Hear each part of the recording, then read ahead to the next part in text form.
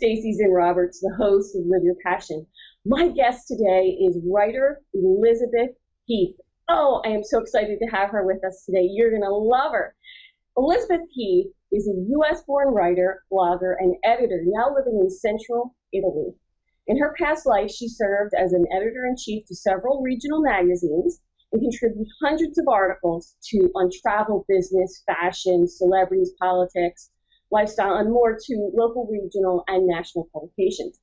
She also edited dozens of editions of Frommer's travel guides and book manuscripts for a small boutique publisher.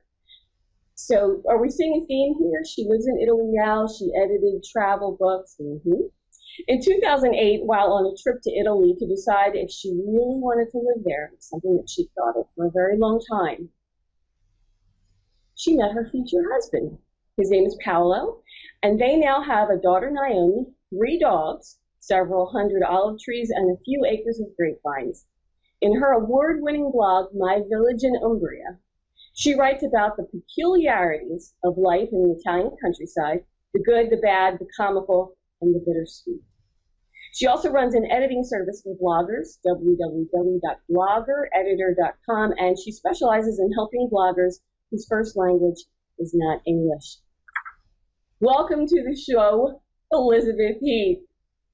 I don't know if I can live up to that send-up you gave me there. You know, it's very interesting when we hear people talk about us, isn't it? It kind of makes you a little... It's like, who's that? And what exotic life is she leading?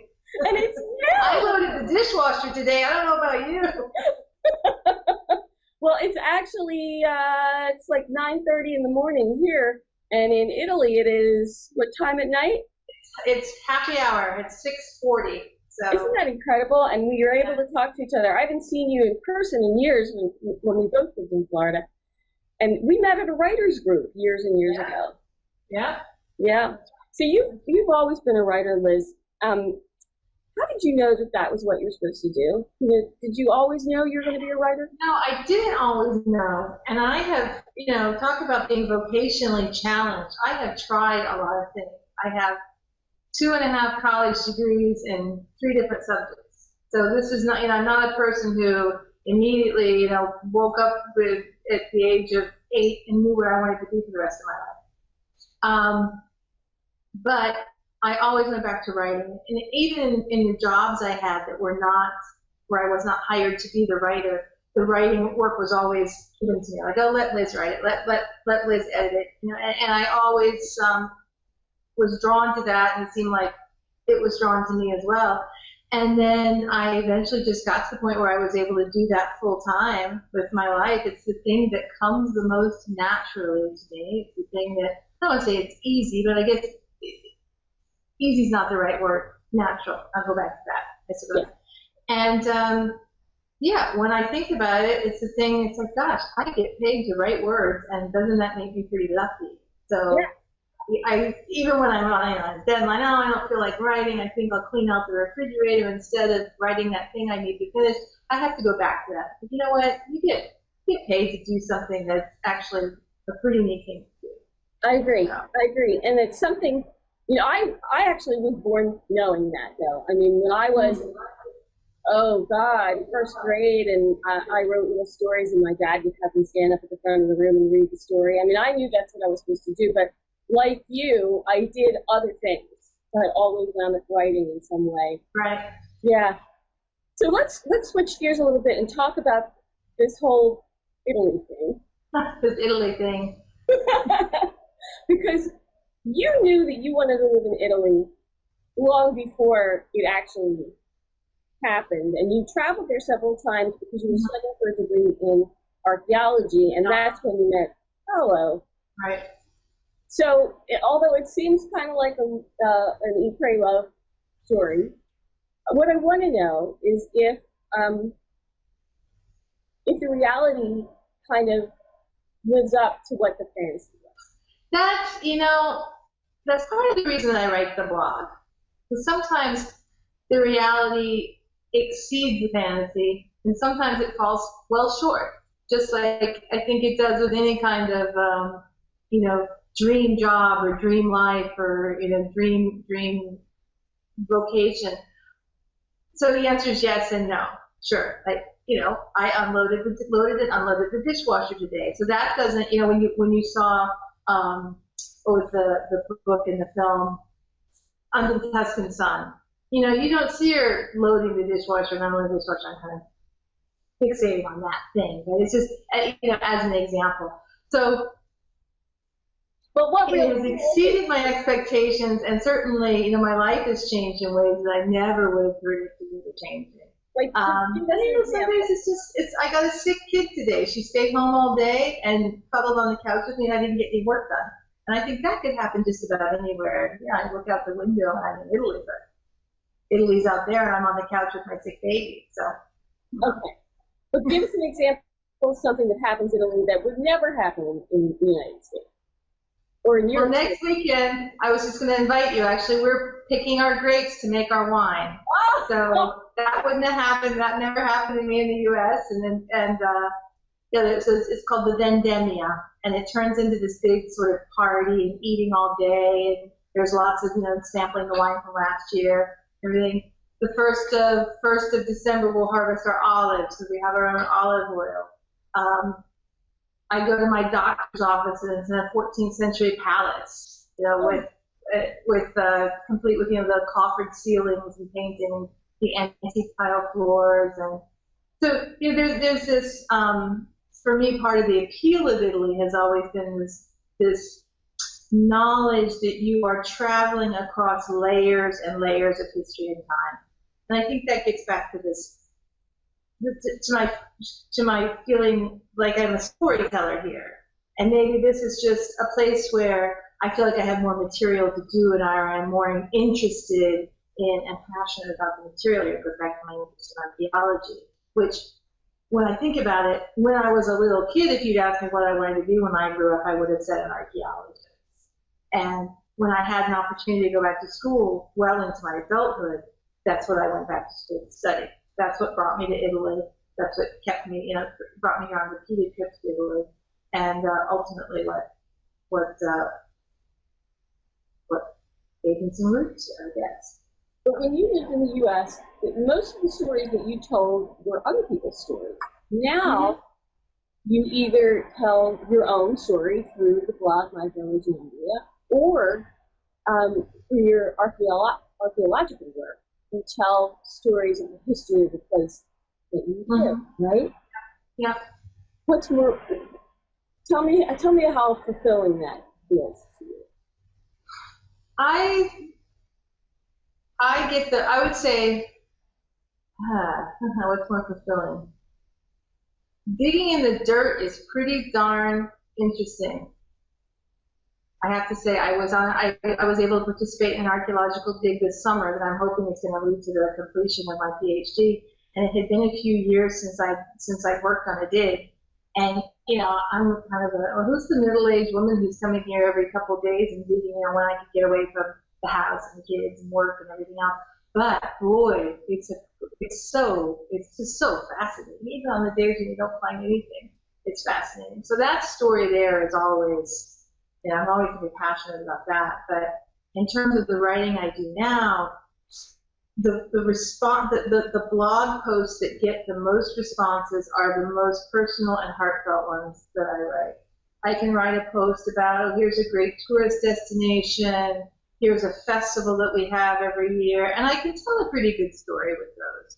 But the ones that come more from the heart, even when I don't intend to tug as much as I wind up doing, those are the ones that get the feedback and get the positive response from people and get people sharing their own stories with me.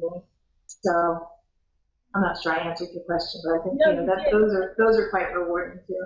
And I think that you hit on something that is so universal. As the human family, the way that we tell our history is through story. The way that we introduce ourselves to one another is through story.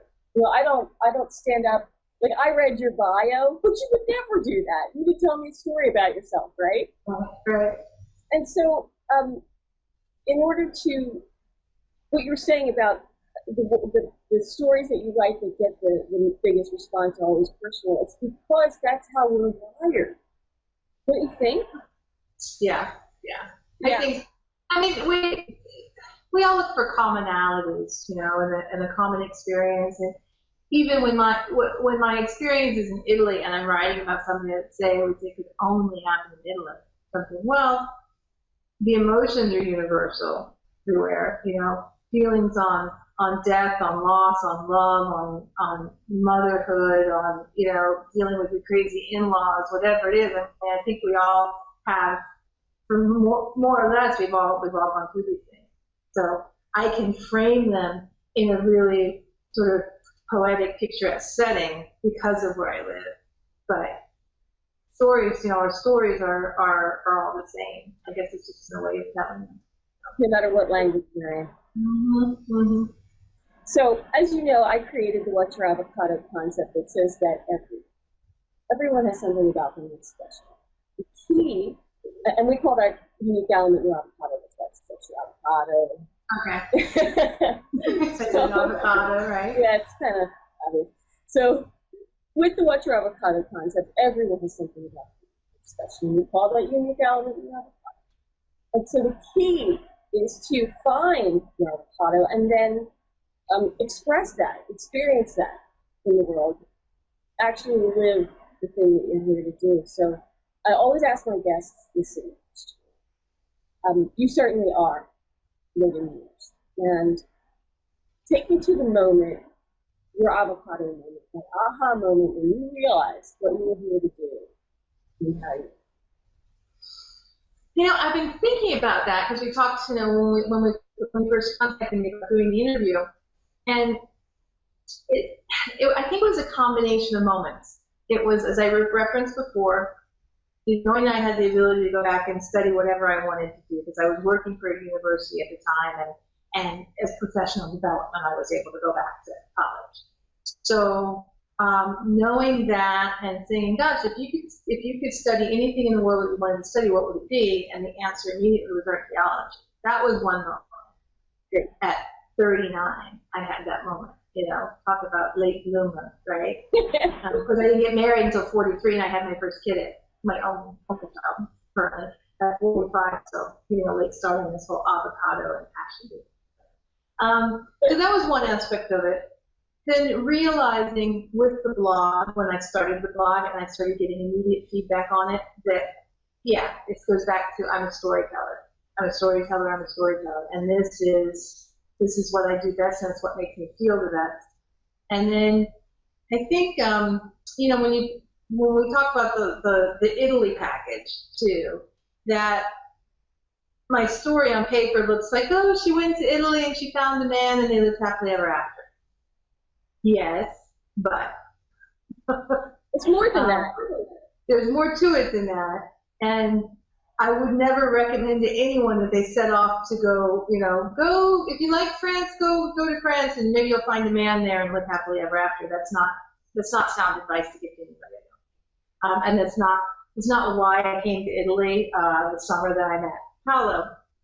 I had finally gotten to a point in my life where and I think a lot of women do this, and I don't know if it's women of our generation and past, or if all women do it. I wish that we did not, but I think that we do.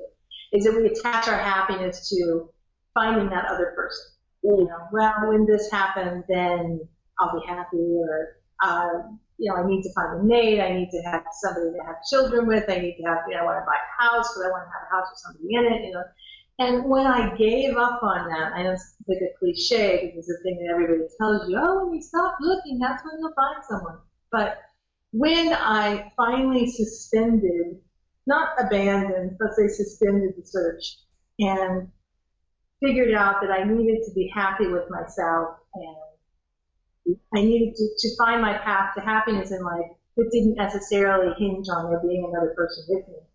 That's when things started to fall into place. That's my reward for that was going to Italy to see if I really wanted to live there, because I always thought I did and thought I did, and I had attached, you know, there was this fantasy of, oh, if I could only just live in Italy, then I'd be happy. It was only, oh, it's this, it's this, it's this, it's this. So I thought, you know what, let's take a serious look at this.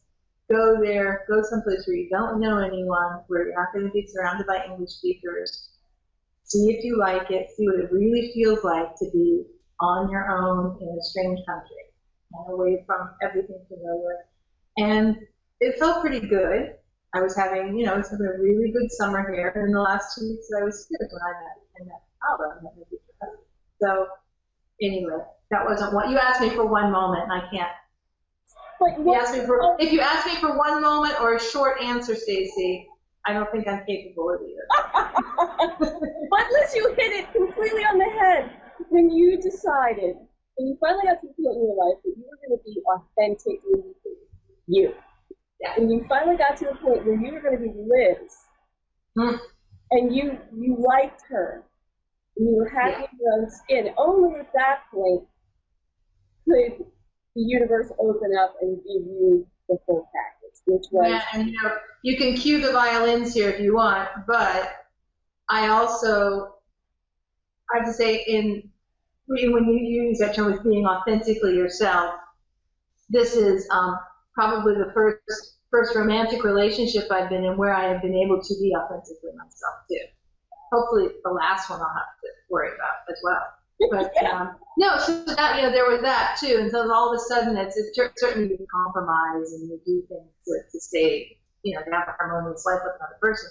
But there wasn't this, compromising of integrity, compromising of, the things that you really want out of life and the way that you choose to live your life, and that's a pretty big deal.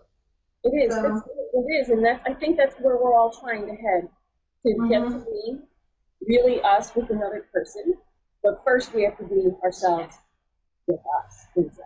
Right, exactly. And it took me a long time to figure that out, and I have nieces who are in their mid to late 20s, and I always try to tell them, like, don't take as long as I did, okay, to get this stuff worked out. Use me as your example of what not to do sometimes, okay? Yeah, but we all have our own journey. It happened to you. It happened for you when it was supposed to. So, what advice would you give? The show's called Live Your Passion, and you do that. You do it first from your heart as yourself, and then in this amazing world you've created for yourself. What advice would you give to other people to help them to live their passion, either as a writer or someone who wants to travel, or just to be an authentic version of themselves? Well, I think that probably the best, I don't know if quality is the right word. I was always open to new opportunities, even when that opportunity meant a change of direction. If it meant a move, if it meant changing jobs, if it meant not just changing jobs, but changing careers, changing track.